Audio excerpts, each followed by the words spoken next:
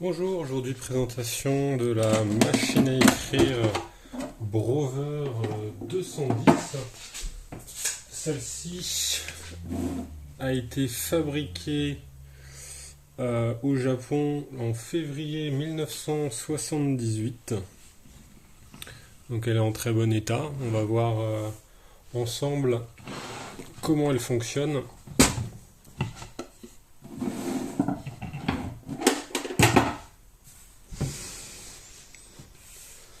Alors tout d'abord, si jamais le chariot est bloqué, il se peut qu'il faille repousser ce levier qui se trouve ici sur le côté droit de la machine.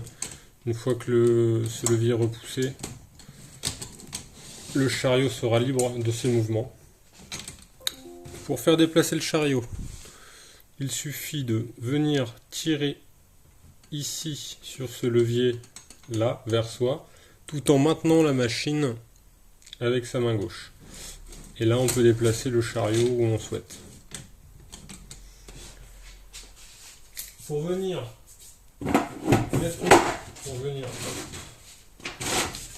mettre une feuille, on vient l'insérer ici au milieu. On la positionne comme ça au niveau du rouleau. Et on vient tourner. Quand on arrive au niveau de la règle, on peut la soulever. On replaque la feuille et on repositionne la règle sur la feuille. Une fois qu'on est là, avec sa main gauche, on peut venir repousser le chariot à son extrémité et on peut commencer à écrire ce que l'on souhaite.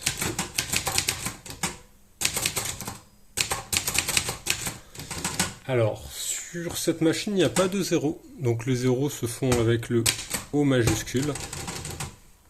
La barre espace se situe ici. Retour en arrière, là.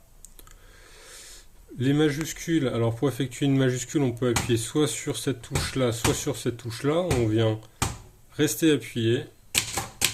Et après, on appuie sur la lettre qu'on veut appliquer la majuscule. Pour venir bloquer la majuscule, on appuie hop, sur cette touche-là. À partir de là, la majuscule est maintenue.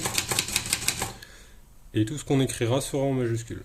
Pour venir débloquer ceci et repasser en minuscule, on peut appuyer ici sur la touche majuscule.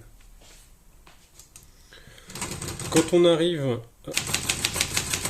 près de la fin de la feuille, on entend la sonnette. À partir de là, il nous reste que quelques caractères avant d'être bloqué. Donc là, je suis bloqué. Pour venir débloquer cette situation, et par exemple s'il nous reste une lettre à frapper, enfin une lettre pour finir notre mot, on peut venir appuyer sur cette touche là et ça va venir voilà, débloquer l'écriture et on peut finir d'écrire notre mot. À partir de là, on peut retourner à la ligne en repoussant le chariot. Hop, et passer une ligne avec le levier d'interligne. On peut également choisir son niveau d'interligne ici en venant sélectionner les différents crans, donc 1, 1,5 ou 2, et même R qui est encore plus petit.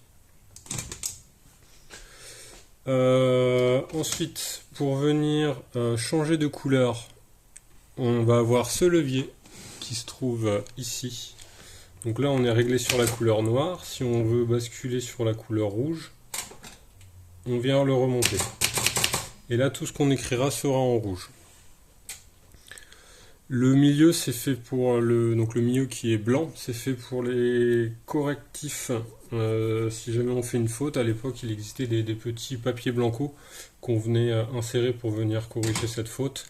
Et pour ce faire, il fallait voilà, se régler spécifiquement sur cette position. Au niveau des marges, donc les marges se trouvent à l'arrière. Ici, on va venir régler notre marge de droite. Donc on vient pousser le bouton et on peut déplacer où on souhaite. Idem pour la marge à gauche. Concernant le changement de ruban, ça se passe ici, on vient soulever le capot. Et à ce niveau-là, donc moi ce que je conseille, c'est de mettre des gants avant de changer le ruban et de prendre des photos de comment c'était avant. Ensuite, on peut venir bloquer la majuscule comme on a vu tout à l'heure pour laisser plus d'espace. On vient retirer nos rubans et on vient remettre le nouveau en faisant passer le ruban exactement par le même cheminement qu'auparavant. On peut le retirer comme ça avec en soulevant ce bloc ruban. Et bien voilà pour l'utilisation de la machine. Pour le transport, donc je repréconise de venir débloquer là-bas.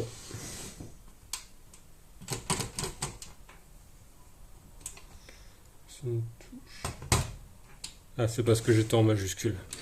J'étais bloqué en majuscule, voilà. Donc comme je disais pour le transport, je préconise de remettre ce levier là qui va venir bloquer le chariot, et après on peut rabaisser le levier d'interligne et remettre notre coque.